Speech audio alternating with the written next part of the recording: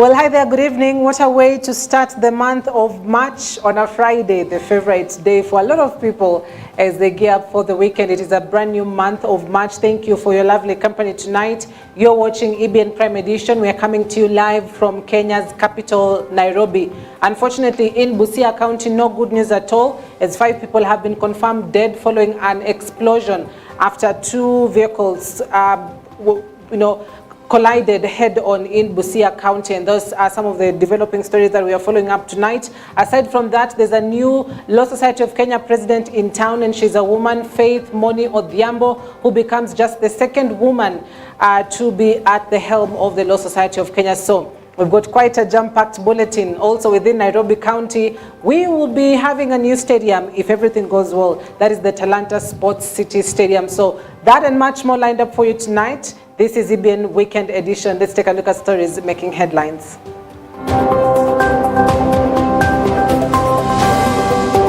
That demonstrations are always conducted by health workers, are always peaceful. Uproar continues over the Thursday fracas during Medic's protests that led to the admission of various persons in hospital, including the Secretary General Davji Atela.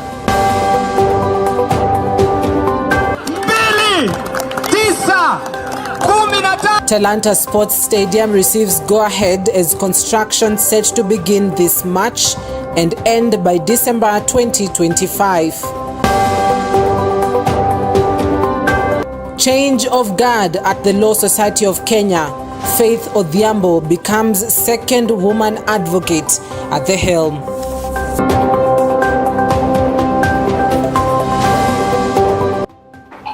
Well, you can follow us live across our social media platforms on EBN TV. That is on Facebook. The hashtag on X is EBN Weekend Edition. Watch us live on our website at www.ebntv.co.ke. Let's get the show started. I'm Cynthia Nanjala.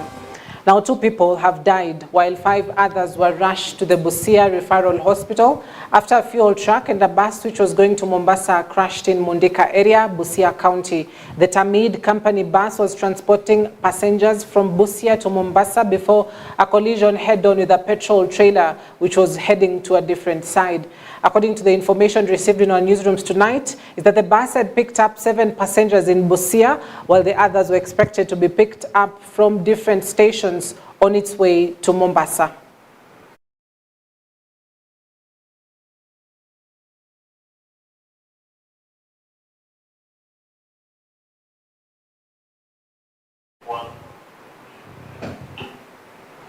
Right, so that is just news that is coming in this evening following that explosion earlier in Busia. Our eyes and ears are on the ground to get the latest details as and when they develop.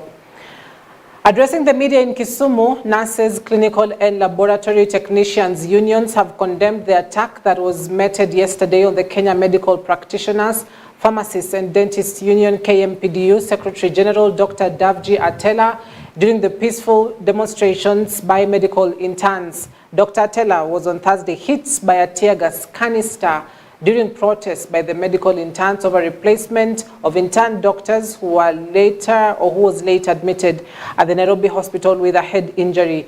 The laboratory union officers, the Kenya Union of Nurses and Union of Clinical Officers are now demanding for the arrest of the police officer who tear-gassed Atela and to face the full force of the law. According to Collins Otieno Ajwang, who is the president of the National Nurses Association of Kenya, the action that was taken by the police was barbaric and they will not relent until justice is served to Dr. Davji Atela. Solidarity forever, for the union makes us strong. And we are here to state that demonstrations are always conducted by health workers, are always peaceful, and we always meet the criteria set by the government in setting up the demonstrations. So the demonstration that was being conducted by the doctors' interns were very peaceful and unprovocative. And there was no reason or justification for the attack that was meted out to Dr. Davji. It was totally unwarranted and provocative from the part of the police. On the barbaric attack and harassment and violence that was meted on our brother, our comrade, and the General Secretary of KMPDU, Dr. Davji Atela. We want to state that this was heinous, it was wrong, and unwarranted. It is a demonstration, and very clear demonstration, of backwardness that we never expected to experience or to see from this current regime. There was no violence, there was no breakage of rule of law.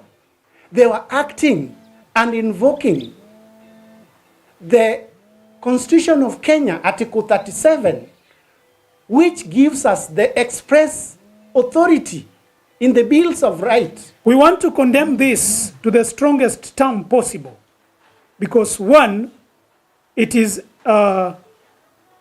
inscribed in our Constitution, that is Article 37, under the Bill of Rights, to picket and to send for petition. Still on that, the KMPDU Doctors Union in the Rift Valley branch demonstrated against the Thursday's incident where the union's SG, Davji Atela, was attacked by police officers as the doctors demonstrated in a peaceful gathering within Nairobi County, and they're now demanding that the national government and the Ministry of Health to address the welfare of doctors. Led by Dr. Mondi Stephen, who is the secretary of the KMPDU in Rift Valley, they demand security officers involved to be taken legal action, saying doctors had followed the law and as the Constitution allows them to peacefully conduct protests. Dr. Mondi Stephen, mimi ndio katibu ya tawi ya South Rift KMPDU, na kwa niaba ya madaktari wote nchini na South Rift kwa jumla tumekasirishwa sana na kitendo kilichofanyika jana kuwa katibu wetu mkuu na madaktari wengine kwa maandamano ya amani. Askari walijitokeza na hatujui walitumia kifaa kigani, hatujui kama ni risasi, hatujui kama ni tear gas, ile walimuumiza katibu wetu mkuu, na hivi sasa tunapoongea ako hospitalini. Madaktari wanashughulika tuone hali yake, lakini kwa hicho kitendo kwanza tunaihukumu kwanza sana, kwa sababu katiba yetu iko safi kabisa kwa mambo ya peaceful demonstration ambapo madaktari walikuwa wanafanya. So sisi tunataka kwanza kuhimiza inspector mkuu kufanya juu chini kuhakikisha kuwa askari huyo ama waliotenda kitendo hicho na OCS wa hiyo mahali hapa Hill watuambie ni ofisa mkuu gani alifanya kitendo hicho.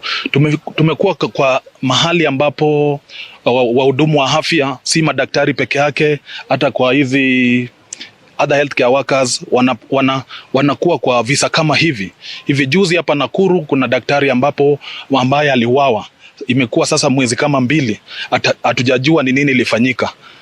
Kwa kitendo ya jana hatujui ni kisa gani, ni nini kuwa walikuwa nataka kufanya kwa katibu wetu mkuu.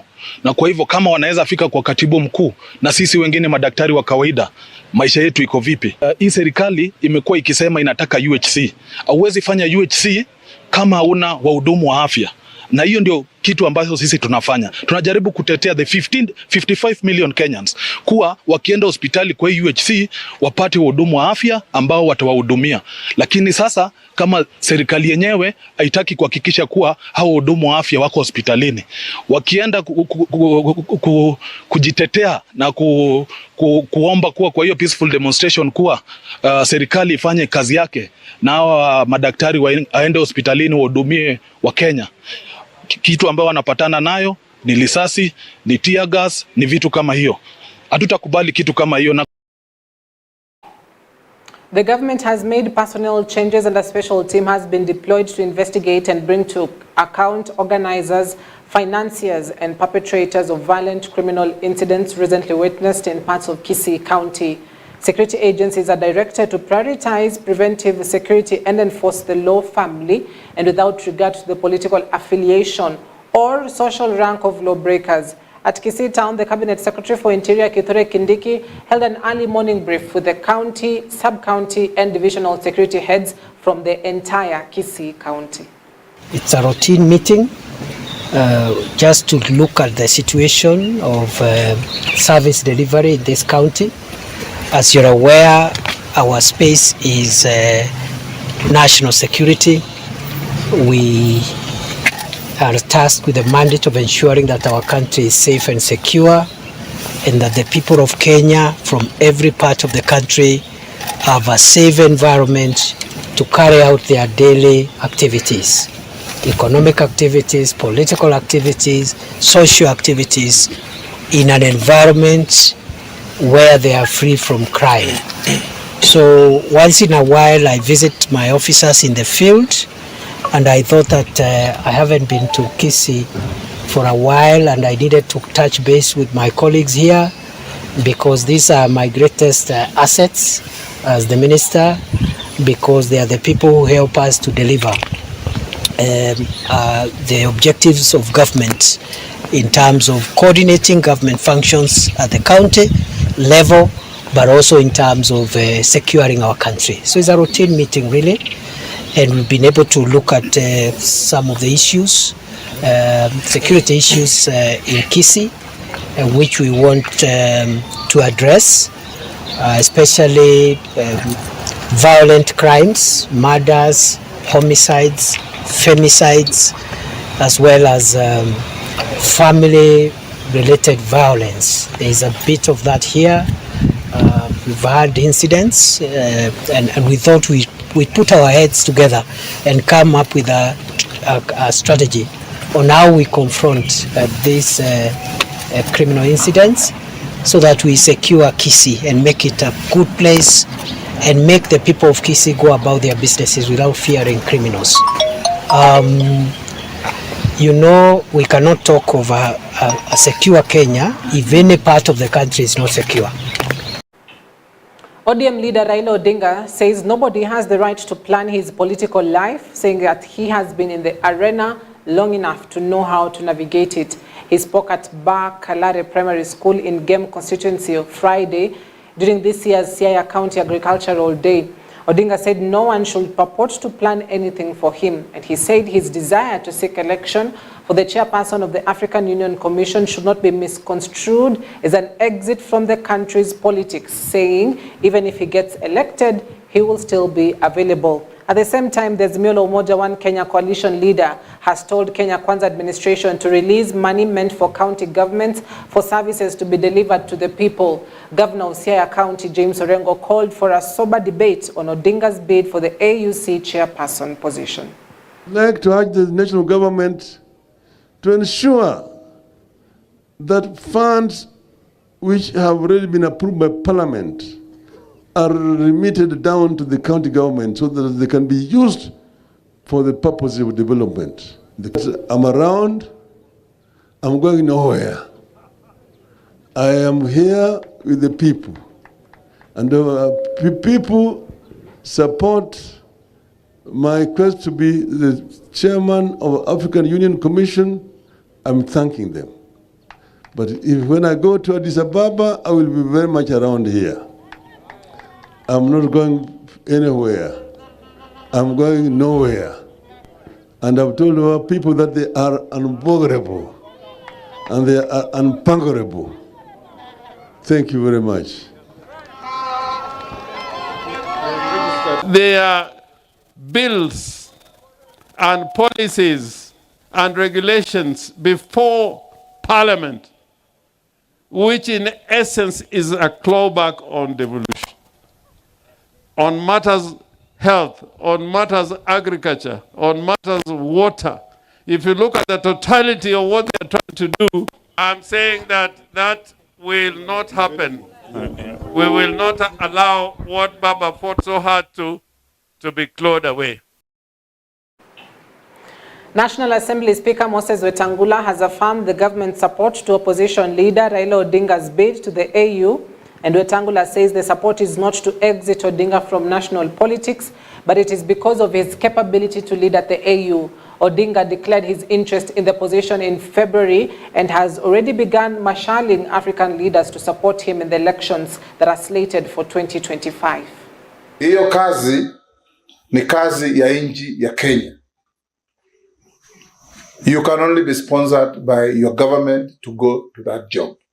And those who elect you are governments of the Republic of Africa, including the Republic of Kenya. Serikali tayari imesema na rais wa nchi Dr. William Ruto amesema tumepeleka Mheshimiwa Raila kama candidate wetu. Ile sasa zote tutafanya. Ile zote tutafanya. Mtu kama Papa wa Roma hapo, nikienda to every African country, the president ni mtu tunajuana, speaker ni mtu tunajuana, vice president ni mtu tunajuana, zote we are going to put on our jogging shoes to make sure we rotate around Africa to campaign for Raila Amolo Odinga to be the next chairman of the African Union.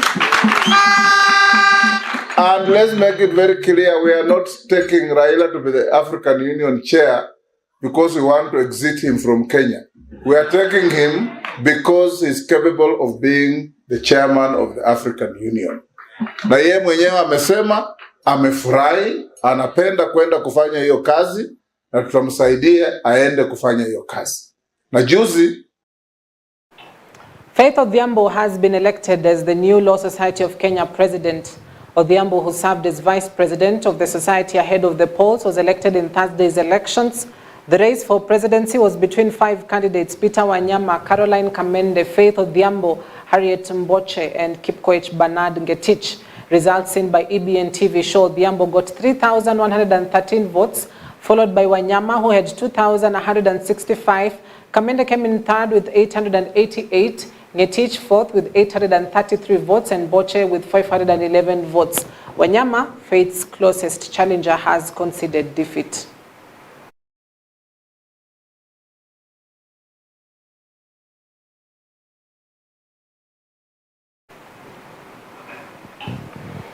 Well, Kenya is now ready to deploy a contingent of 1,000 police officers to Haiti to lead a multinational mission that will help restore law and order in the Caribbean nation.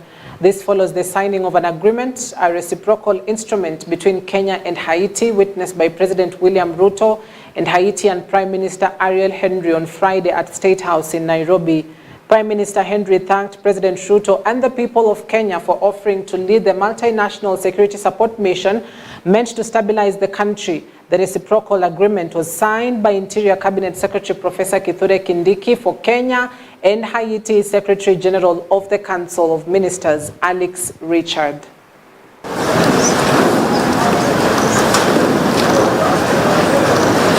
A multinational security support mission to Haiti. Kenya, having been requested by member states, accepted to lead the coordination of this international mission. Pursuant to this resolution, preparations for the mission commenced, including the authorization procedures, preparation of mission documents, including the concepts of operation, conduct and discipline policy, status operation agreement, and directives on detention, searches, and use of force. Did this appeal, and you step up, and you said, we want to help Haiti. We want to exercise a solidarity with you. Thank you, President. We appreciate it. Since months, we are working together to fine-tune this mission, and finally, we sign. It's the last step before the deployment. We hope that the deployment will occur very soon because the people, they cannot move anymore. Ali Hassan Mwinyi, a school teacher turned politician who led Tanzania as its second post-independence president and helped dismantle the doctrinaire socialism of his predecessor Julius Nyerere, died on Thursday in Dar es Salaam, the country's former capital. He was 98 years of age. Tanzania's current president Samia Suluhu Hassan announced the death in a hospital where she said Mwinyi had been treated for lung cancer. Dr. Ngani reports.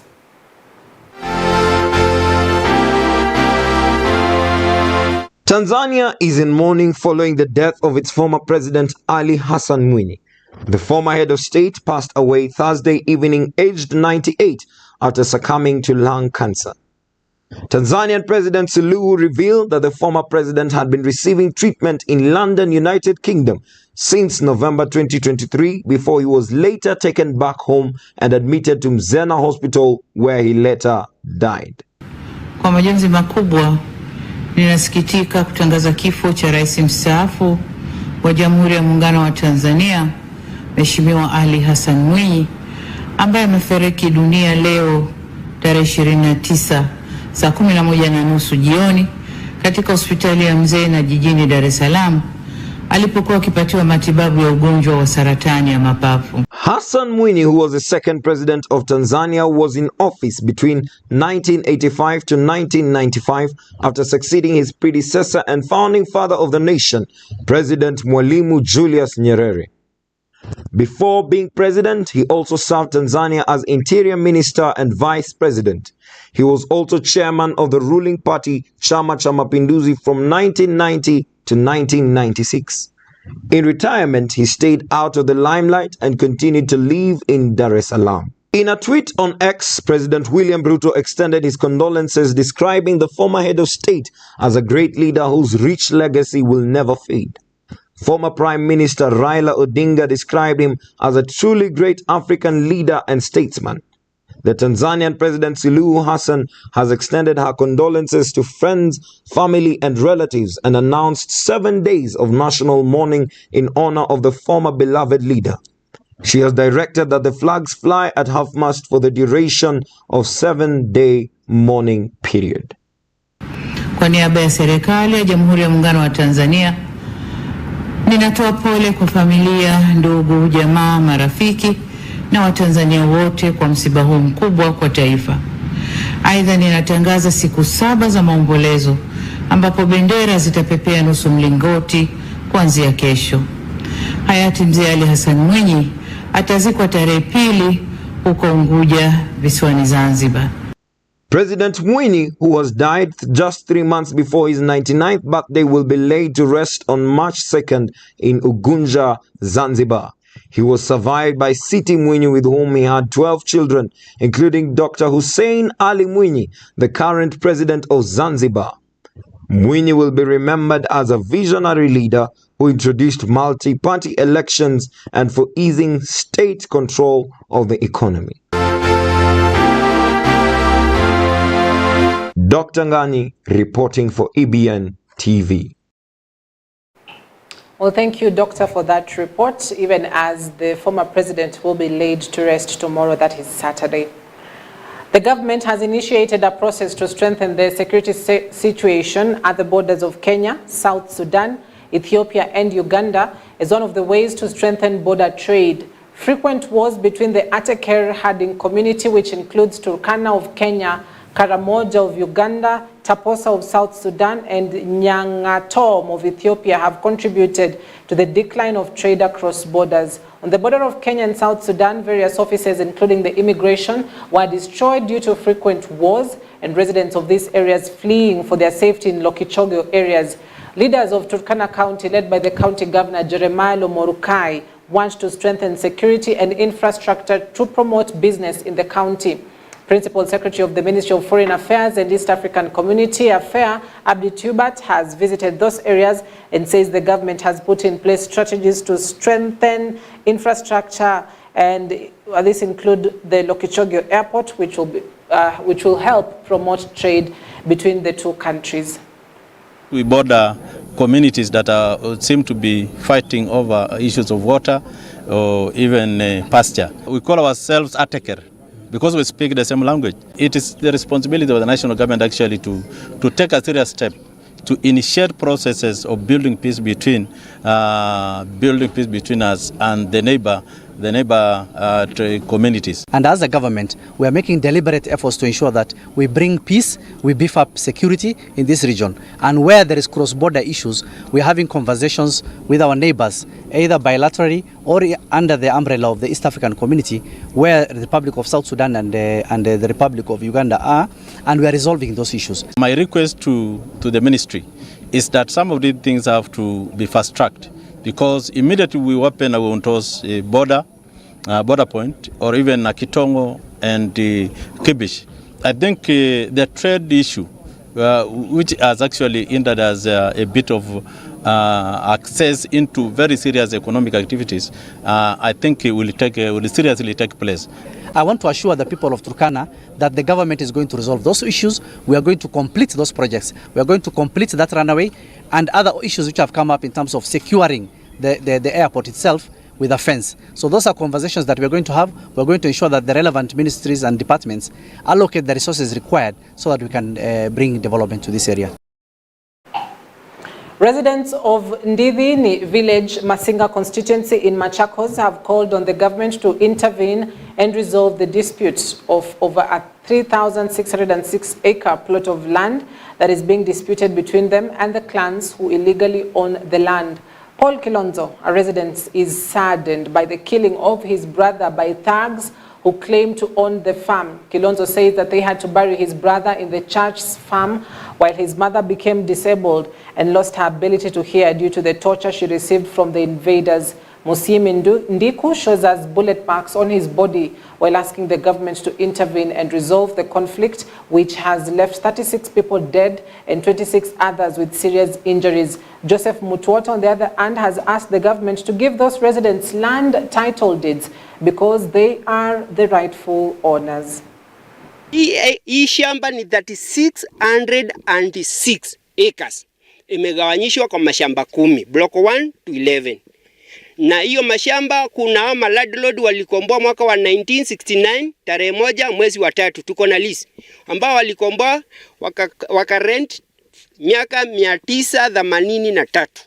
Shida ambayo watu wamepata, wamekuwa wakishirikiana na machief na Masinga administration. Wakishirikiana na wao wanawapiga na wanafurusha. Wanalipa askari wanakuja kufurusha hawa watu. Chenye ambacho kinanihuzunisha, naweza nikaomba usaidizi.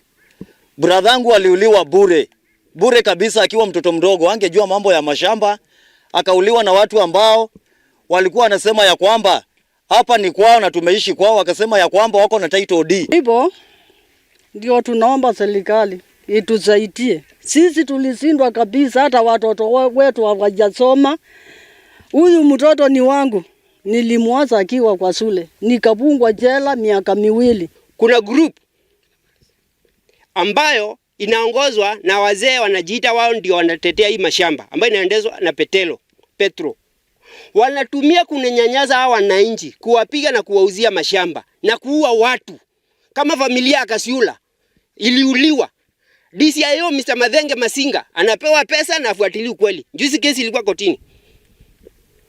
Hakuna chochote kimefanyika. Tunaomba serikali ikiongozwa na rais wetu President William Ruto, tunakuomba uzungumuze na maofisa wa serikali ya polisi ili haya matatizo ya watu kuuliwa na kupotezwa ichunguzwe kikamilifu. Na tunaomba pia, tumeshafanya kikao na National Land Commission. Tunaomba the chairperson of the National Land Commission na commissioners wengine. Haiwezekani mnakaa Nairobi lakini kuna issue ya squatters ambao wanaishi kwa community land na wameleta stakabadhi zao lakini hamjaona nia kufika nyumbani. Sisi tunaomba National Land Commission, get out of the Nairobi office, ukuja kwa jamii, mukae na mfanye vikao ili mjue hii shamba imemilikiwa na nani na hawa raia watapata wapi hatimiliki zao za shamba. To Kakamega, the government has been urged to invest heavily in the investigation and treatment of cancer as one of the ways to deal with the many deaths caused by the disease. Speaking at a special service in a Jinja area during the burial of the late father to Mayoni Ward Representative Frederick Watitwa, who died of lung cancer, Kakamega County ward reps say there is a need to build special centers in each constituency for cancer treatment, as many travel long distances to get those services. In addition, they have asked the government to include the treatment of chronic illnesses such as cancer in the social health insurance to benefit the common man, as the cost of treatment is high. Likewise, the leaders including Frederick Watitwa, Yazin Muchelule and Damaris Ondisa have urged residents to make sure they visit health centers to know their cancer status in order to start treatment on time. Tunakuwa katika assembly zetu, tutapitisha miswada ili tuhakikishe kwamba ili janga la kansa kila wodi ama kila constituency ina ile bidhaa na zile hospitali za zahanati ambazo zitahusika na mambo ya kansa. Ugonjwa wa kansa ni mgumu sana. So naomba ili waziri wetu Nakumicha ameweza kuzindua social health cover ambayo na wasi wananchi waweze kulipa ili iwasaidie kwa hospitali wakati wa matibabu, kwa sababu janga la kansa ni kubwa sana na inaweza hata kufilisisha jamii wakati wowote. Ningeomba tu serikali ya county na serikali kuu ya national government wahakikishe kwamba tutafute vile tunaweza saidia wananchi wetu kwa hii janga la ugonjwa wa saratani. Treatment ya kansa for sure iko juu. Kama una hela ni ngumu sana, yani ni shoti ni ngumu, kwa sababu mzee alikuwa anatumia shilingi 56,000 kwa mwezi moja, na hiyo ni dawa unatumiwa, mwezi ikiisha unatumia hiyo dawa, na ni 58,000 per month. Mzee wakati alikuwa analala hospitali akikaa wiki moja, unapata unaambiwa NHIF inalipa kitanda peke yake, so pesa zingine bills wewe mwenyewe unalipa. Members of Parliament from Kenya Kwanza Alliance of Kiambu County have continued to mobilize support for opposition leader Raila Odinga to be the chairperson of the African Union Commission. Led by Kabete, Member of Parliament Gidhua Wamashukur, Member of Parliament for Amba John Njuguna, Limuru Constituency MP John Kiragu Shege, Member of Parliament for Thika Alice Nganga, and MP for Gatundu South Gigi Kagombe have said as a nation Kenyans should cooperate when opportunities like those in Africa arise. The leaders have said that they will continue to work together to ensure that the promises made to residents of Kiambu during the campaign periods have been met, while adding that they will not allow anyone to sabotage President William Ruto's government. Odinga ni mtoto wa nini? Wa Kenya, si ndio? Watu wa Gikundi, si hata Raila ni mtu wapi? Ni mtoto wa wapi? Wa Kenya. Sasa nilisikia ameambiwa aweke makaratasi vizuri. Sisi kama Kenya Kwanza tunamshika mkono, tunamsupport. Na wabunge wa ODM ambao wanasema Raila Odinga asiende EU, tunawaambia wamezoea kushikwa mkono, wakishikwa mkono wanachaguliwa bila hata kufanya kazi. Rao 2027 tunawaambia wajipange. Tunaunga former prime minister na tunamuombea sana ndio apata hiyo kazi ya OL chairman, kwa sababu akipata hata sisi tutafaidika, kwa sababu ni Mkenya, na kama Mkenya anapata nafasi ya kupata kazi yote ya juu, sisi kama wananchi wa Kenya ni lazima tumsukume na tumshikilie na maombi, kwa sababu ni mmoja wetu. Sisi kama serikali ya Kenya Kwanza tuna support Raila Amolo Odinga apoe kazi huko EU ndio aweze hata yeye kulitaya na njia ambayo inastahili. Sasa kiti imepatikana ya EU. Sasa nyinyi mnataka iende sijui iende mahali gani? Situpatie baba. Si baba achukue hiyo kiti. Aende pale apumzike na afanye kazi ya dunia mzima, na sisi tukue hapa tuachwe na amani. Tuweze kuendelea nchi.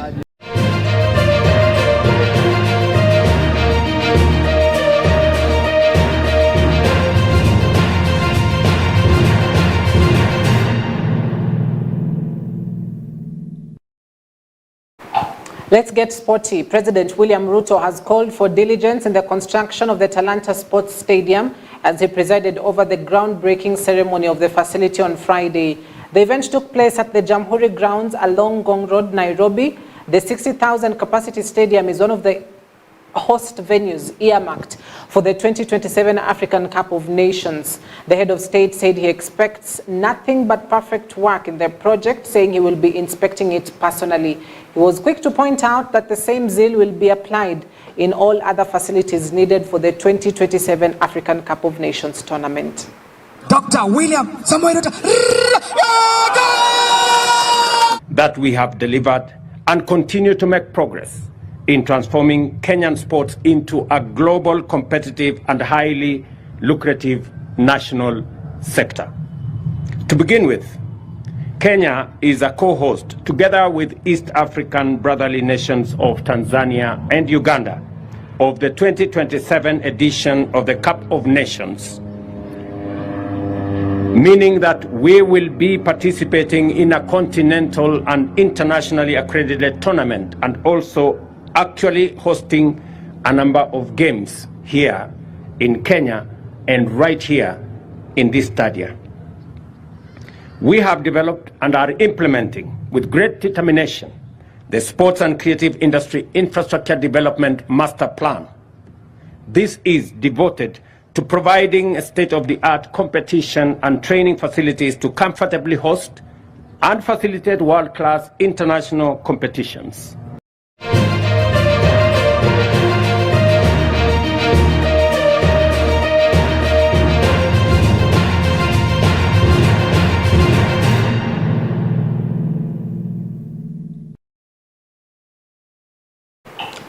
Well, that is where we enter our PBN Weekend Edition for tonight. A lot of excitement around over that particular stadium, the Talanta Sports Stadium, and we can only hope that the contractors will be able to deliver, which basically means we can now look forward to AFCON 2027 when we've got our stadiums ready. So that is where we wrap it up tonight. Thank you for watching.